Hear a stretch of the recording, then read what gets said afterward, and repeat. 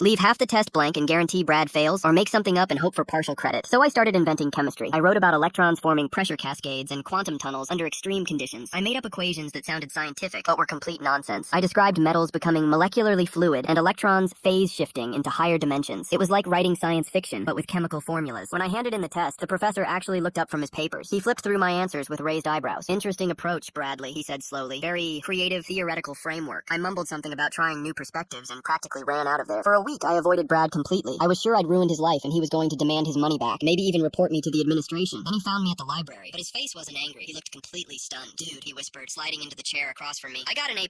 I nearly choked on my coffee. What? He pulled out his phone and showed me the grade portal. 98%. Highest score in the class. The professor wants to meet with me about my innovative theoretical insights, Brad continued. He thinks I'm some kind of chemistry genius now. Turns out my random made-up answers had accidentally described some cutting-edge quantum chemistry theory that the professor was researching for his PhD thesis. My complete nonsense about electron behavior under pressure was apparently remarkably prescient and showed deep understanding of emerging theoretical frameworks. Brad was now being recruited for the professor's research team. He handed me an envelope with $700 instead of $500. Bonus for making me look like Einstein, he grinned. 6 months later, Brad switched his major to chemistry and actually started attending classes. He's now in graduate school studying quantum molecular theory. Sometimes the best way to succeed is to fail so spectacularly that you accidentally discover genius.